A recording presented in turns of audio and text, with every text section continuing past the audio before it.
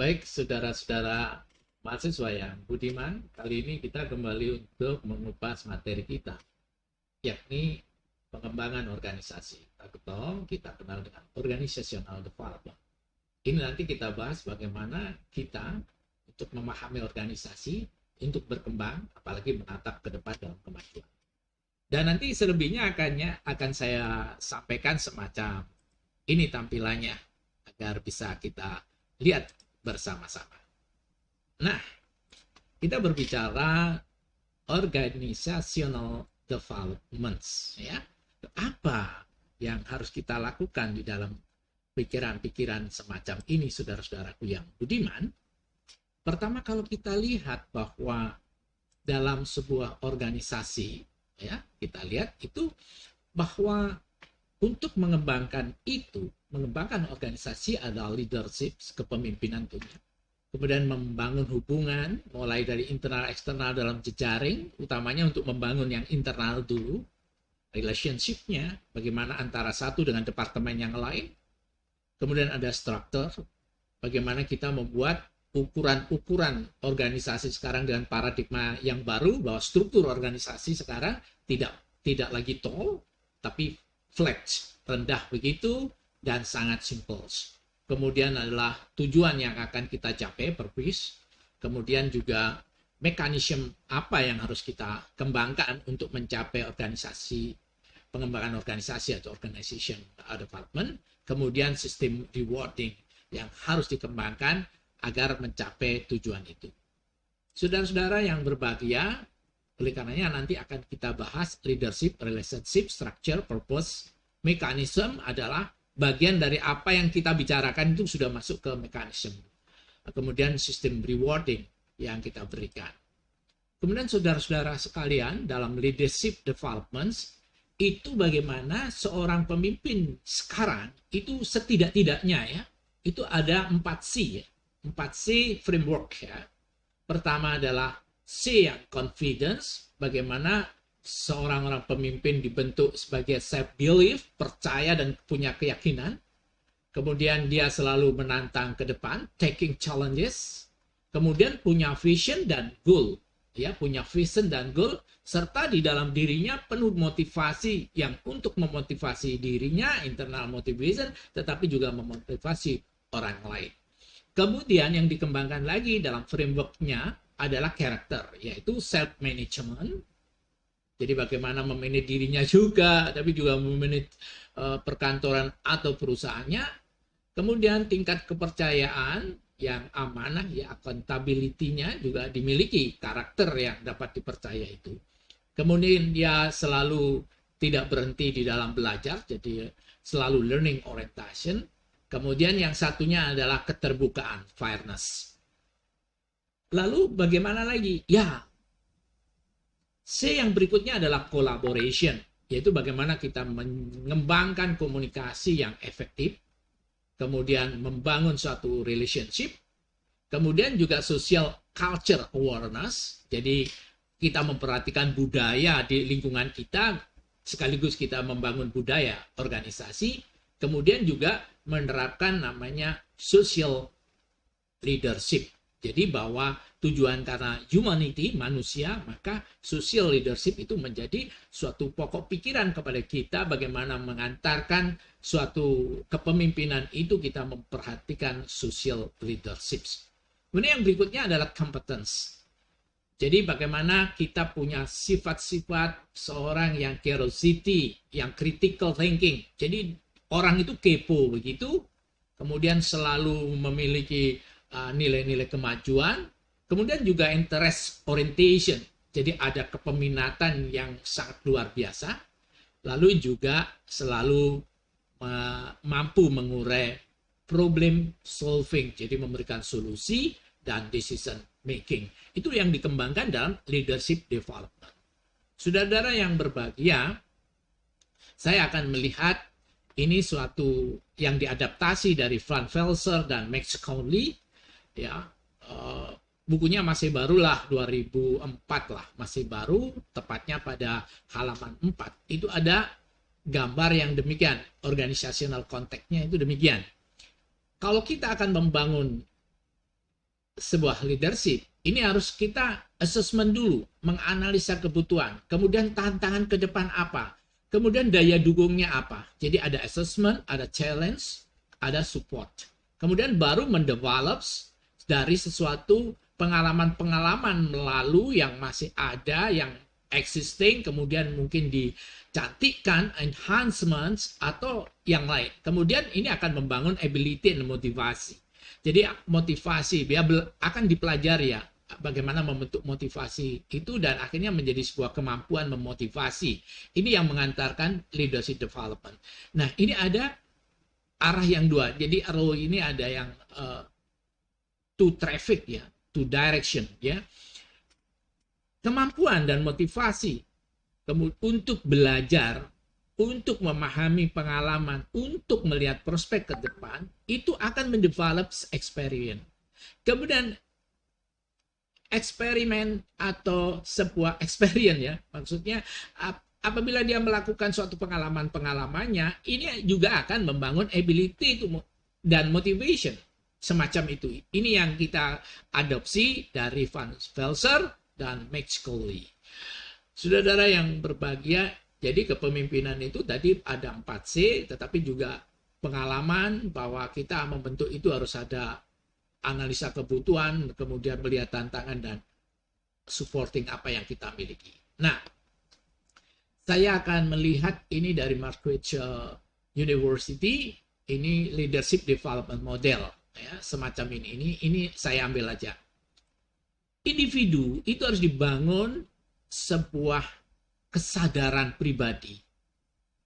Kemudian membangun dia dasar-dasar kepemimpinan, kemudian bagaimana dia kerja keras, kemudian punya value, punya nilai-nilai, kemudian punya moral etika. Di sini dibangun dulu individu. Ketika individu berkumpul menjadi grup, maka terbentuklah teamwork. Nah, teamwork ini sudah memiliki awareness self, sehingga pada suatu saat akan menjadi suatu akumulasi dari sekian banyak manusia di dalam teamwork ini. Jadi tidak ada masalah karena dia sudah memahami dasar-dasar kepemimpinan, leadership foundation. Kemudian di grup ini komunikasi didepankan. Persoalan di dalam kehidupan mencapai sesuatu tujuan, purpose atau objektif dari sebuah organisasi atau bisnis kita adalah communication. Kemudian di sini ada lagi problem solving and conflict management. Saudara, konflik itu tidak pernah tidak ada. Konflik selalu lahir di dalam suatu organisasi. Dan konflik itu tidak bisa dihilangkan, tetapi konflik harus dimanage. Oleh karena ada manajemen konflik. Konflik yang dimanage akan meningkatkan produktivitas, ya, karena akan terjadi kristalisasi, akan terjadi saling pemahaman dan sebagainya. Kemudian dari ini ada yang lingkaran yang lebih besar lagi, namanya community, ya. Ini adalah sudah disebut dengan society juga, masyarakat, ya. Di sini ada engagement semacam communication to community. Jadi gini, komunikasi yang terkoneksi di dalam komunitas yang lebih besar, more, jadi lebih gede lagi. Sedangkan ini engagement ini, bagaimana kita itu mendiverse komunikasi. Ya, apa itu artinya? Bahwa kita itu mampu ya, dari beberapa arah di dalam engagement itu, mampu untuk menggunakan kemampuan komunikasi kita untuk melahirkan sebuah values atau nilai-nilai. Itulah saudara-saudara yang kita sebut dengan diverse communication. Kalau kita lihat tentang komunikasi itu sendiri, bahwa bagaimana orang mencapaikan pesan dengan penuh, tetapi yang menerimanya bisa ada masuk entry behavior, jadi ada perilaku yang terubah. Ini the leader relation and communication, seperti tadi yang diutarakan kayak demikian. Itu menjadi komunikasi yang efektif. Ya. Ini yang akan kita derivasi dari community yang besar, kemudian kita berbicara bagaimana berkomunikasi. Itu akan terjadi kalau orang itu memiliki kemampuan untuk mendengarkan, yang disebut dengan active listening. kemudian akan menuliskan beberapa pokok-pokok pikiran dia di dalam komunikasi. Kemudian kita juga untuk membangun effective communication itu ada non-verbal communication, ya, mungkin dengan gestur dan sebagainya. Kemudian presentation skill, jadi punya skill dalam presentasi. Kemudian ada pembelajaran tentang kesabaran, karena melihat orang berbicara kadang-kadang tidak sabar, yang disebut dengan patience, education, ya. Kemudian ada compassion, itu adalah di sini kita bisa mengarahkan rasa cinta kasih kita, ya, compassion. Kemudian culture awareness, jadi bisa menerima budaya orang lain, itu akan efektif communication, ya. Kemudian adalah personal connection, jadi bahwa manusia itu punya personal traits atau punya istilahnya adalah ciri-ciri pokok manusia itu sendiri. Setiap manusia mempunyai semacam itu. Kemudian ini ada trust, ya, ada trust. Dan itu saudara-saudara yang saya sebut dengan OD, ya. Terus kalau kita lihat organisasi yang sekarang itu KEE. Jadi ingat ya, organisasi sekarang itu KEE, kecil, efektif, efisien, bukan besar. Bukan sekarang terlalu tinggi, semuanya flat. Jadi flat itu artinya organisasi tidak terlalu besar. Jadi semacam itu, saudara sekalian yang berbahagia. Kemudian, nah, coba ini dulu ya, organisasi itu ya. Coba ini birokrasinya panjang sekali. 1, 2, 3, 4. Seharusnya ini sekarang itu organisasi itu menjadi flat, ya. Jadi satu bisa mempengaruhi yang demikian kepada yang lain. Bahkan kalau kita lihat beberapa perguruan tinggi sudah meniadakan pembantu rektornya terlalu banyak, hanya 2. Pembantu rektor akademik dan non-akademik. Kemudian dekannya rupanya ada yang dihilangkan, sekarang langsung ke kaprodi. Ini yang terjadi sekarang ya, karena efisien. Tetapi gajinya mereka gede karena dulu di device berapa orang, sekarang hanya di device hanya pada 5 orang. Demikian. Itu adalah yang saya dapat dari beberapa buku yang saya baca. Kemudian flat organisasi itu, jadi flat organizational structure itu karakteristiknya ada desentralisasi dengan manajemen approach. Itu apa? Maksudnya adalah sekarang cenderung ke desentralisasi, tidak terlalu ya tol sehingga dari atas ke ini ke bawah itu sudah nunggu waktu dan sebagainya, maka kecepatan speech untuk decision itu lemah. Jadi kecepatan decisi lemah. Ini yang tidak benar. Kemudian ada view level of management. Jadi sedikit saja, secukupnya ya, atau kita sebut sufficient levels ya. Ini view level of management. Kemudian horizontal career path and the cross function. Artinya bahwa career yang sekarang dibangun itu horizontal sehingga dia mampu share of value, share of teknologi di others person, ke teman sejawatnya. Itu bisa karena dia tidak terlalu tidak vertikal career tapi horizontal career.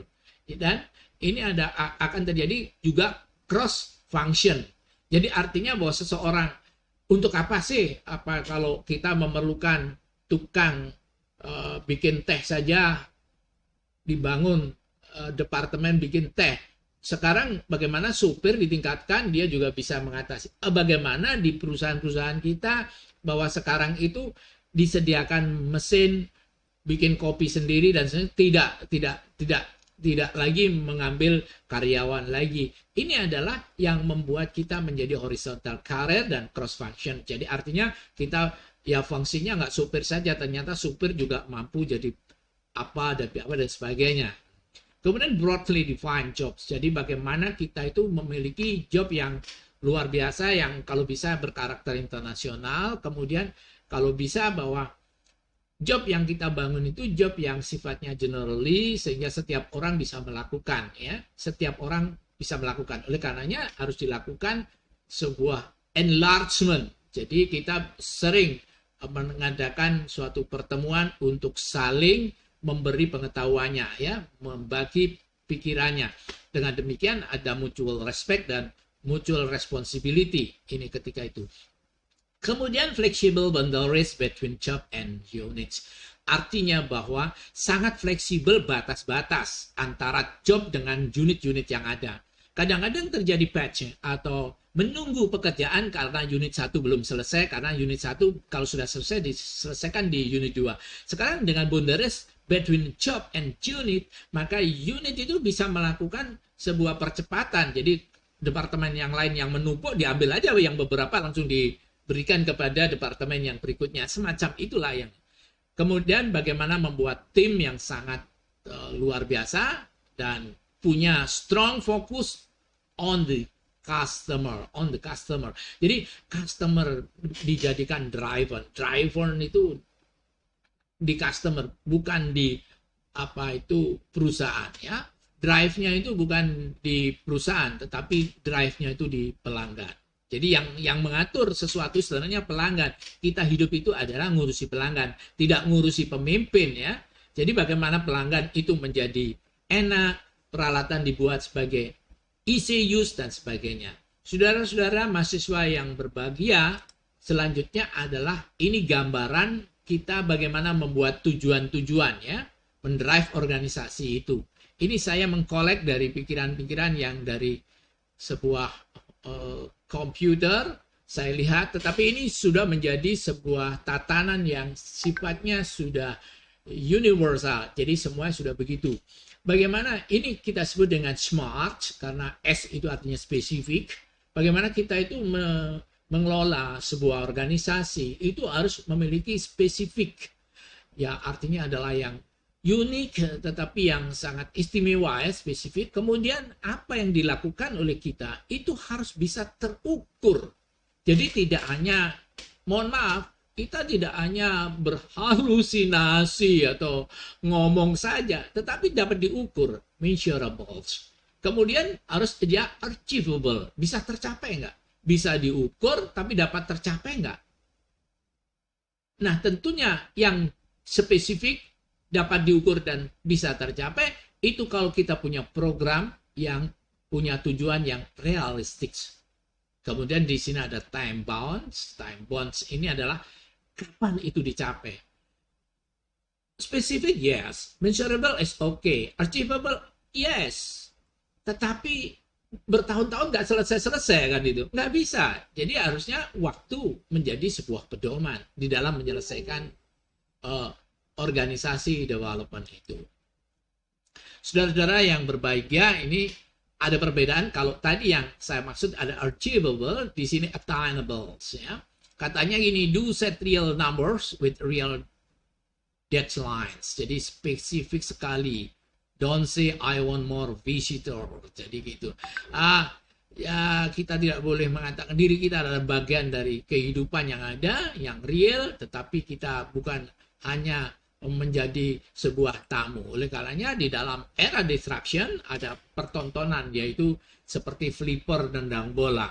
Jadi kalau kita jadi hidup di kemajuan, janganlah menjadi bola yang ditendang, tapi jadilah orang yang menendang bola yang bisa mengarahkan bola. Nah, measurable itu bagaimana kita membuat suatu tindakan yang benar atas tujuan yang kita capai, yang akan kita langkahi, semacam itu.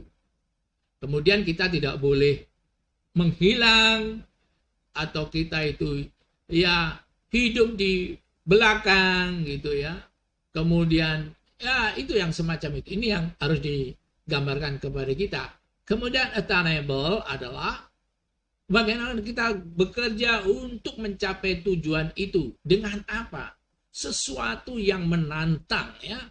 Menantang, tetapi itu tantangannya adalah tantangan yang dapat diukur oleh kita, ya. Ini that is challenging but possible, ya, memiliki, ya, tingkat ketercapaian, ya. Kemudian ini yang di bawah yang dilarang. Nanti saudara saya minta dalam UAS nanti Anda akan menerjemahkan ini dengan beberapa contohnya, ya. Oleh karena ini akan saya jadikan bahan UAS hanya ini saja nanti ya. Kemudian realistic. Be honest. Bagaimana kita itu menjadi jujur dengan diri kita. Kita tidak boleh all self-deceptive. Ya, tukang bujuki diri kita sendiri. Tidak boleh. You know what you and you team are capable. T-nya ada. Ini capable. Ya, jadi punya capable. Ya, be honest. Ya, jadi kita jujur dengan diri kita sendiri. Tapi kita harus mengetahui apa yang akan kamu buat dan apa yang tim akan capai atau kemampuan dalam tim itu sendiri. Ini saya terlalu terbuka ini sehingga saudara nggak belajar ini. Nanti ini padahal menjadi soal. Oleh karenanya ini nanti akan dikembangkan ya. Oke, time bonds. Saya bilang gini aja lah. Kita punya sesuatu yang ada pada diri kita, tetapi kita tahu bahwa segala sesuatu itu ada waktu yang harus kita capai. Jadi bagaimana kita punya limited time, kemudian kita bisa keeping time sehingga kita mencapai sesuatu yang luar biasa. Saudara, sekali lagi ini nanti akan menjadi bahan, sekali lagi akan menjadi bahan untuk UAS. Saudara menjelaskan bagaimana spesifik itu, measurable dan attainable, the realistic and time bonds. Itu bagaimana? Saudara-saudara, relationship, bagaimana meningkatkan hubungan. Meningkatkan hubungan tentu adalah sesuatu yang kaitannya dengan bagaimana kita membangun sebuah networks. Ya. Kemudian yang satunya adalah reward system. Jadi reward system. Kita mengetahui bahwa orang itu akan meningkatkan pekerjaannya apabila dia diberikan reward system atau reward, penghargaan, honor, atau mungkin award, suatu ya apa simbol-simbol agar dia lebih berjuang. Itu yang harus dikembangkan agar organisasi itu ada perubahan. Nah, saudara-saudara, tentang reward ya. Pertama ada reward and recognition. Jadi penghargaan dan orang yang kita berikan rekognisi. Rekognisi apa? Kecenderungannya pada apa? Pengakuan. Jadi kita tidak bekerja dengan bagus karena kita tidak diberi pengakuan atas kinerja kita. Lebih baik ya mundur aja, kan begitu orang memimpin. Kalau sudah dikasih reward, apalagi mendapatkan pengakuan, nah ini akan terproliferasi kinerjanya. Ya, baik performance manajemennya itu bagaimana. Kemudian juga kita lihat awards itu sangat bagus ya. Saya tadi kan bilang reward dalam bentuk awards. Suatu misal kalau kita lihat suatu misal bintang mahakarya apa gitu ya. Itu ternyata memiliki nilai yang luar biasa ya. Itu bentuk awards itu. Suatu pengabdian 10 tahun pegawai negeri, 15 tahun, 25 tahun semacam itu. Itu awards ya. Itu semua. Kemudian benefit. Benefit adalah bentuk rewards. Apa? Kita didukung kesehatannya, health, ada income protection, pensiun maybe, kemudian wellness, rasa, ya enjoyment dalam bekerja, ya. Kemudian kita punya retirement itu ya kalau kita itu pensiun ada selonya lah, tidak dibuang begitu. Itu adalah penghargaan dalam organisasi dia akan menjadi bagus. Kemudian ada kompensasi yang diharap. Compensation itu base pay atau variable pay. Itu yang harus dikembangkan. Bagaimana kita ada base pay tapi ada variable pay. Variable pay itu untuk memberikan reward mereka dalam bentuk insentif. Mereka yang bekerja giat, memenuhi target, itu akan mendapatkan sesuatu kompensasi yang luar biasa semacam itu. Kemudian ini ada work life. Itu ada PTO, ya, paid time off, ya. Kemudian ada diverse work environments, kemudian ada support and community environment. Jadi begini, di dalam bekerja itu, orang itu ada titik jenuhnya. Kemudian kadang-kadang dia menggunakan sebuah peralatan yang tidak sesuai dengan antropometrinya, sehingga dia akan berhenti pada saat dia bekerja, kemudian tidak menunjukkan sebuah kinerjanya yang bagus. Ini pada lama-lama dia akan tidak bagus. Nah, reward system diberikan kepada mereka adalah suatu misal adalah waktu yang diberikan mereka untuk istirahat. Kemudian, ya bagaimana mendivide sesuatu pekerjaan itu bisa mencapai suatu daerah yang menyenangkan. Jadi ada lingkungan yang menyenangkan. Kemudian ada support dari kita semua dalam bentuk bagaimana berkomunitas yang bagus. Kemudian reward berbentuk bagaimana dia mengarahkan karyawan itu, ada career development dibangun. Jadi ada training opportunity, jadi kesempatan. Jadi kalau kita lihat bahwa seseorang itu mendukung kita, bukan harus diberi jabatan saja, tapi juga memberikan kesempatan training, sering dikirim semacam itu.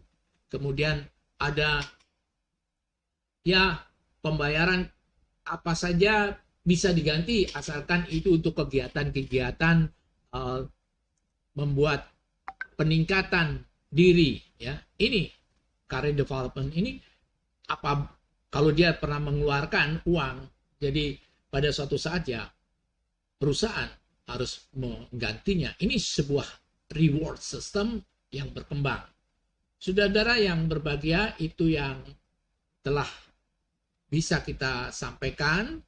Tentunya saya berharap kepada saudara-saudara untuk memperhatikan tadi bahwa SMART yang suruh mengartikan tadi saya kelupaan, akhirnya sebagian sudah saya terangkan, tetapi tidak masalah, barangkali saudara pun juga belum tentu memiliki perhatian yang banyak ketika saya menyampaikan pokok-pokok pikiran itu.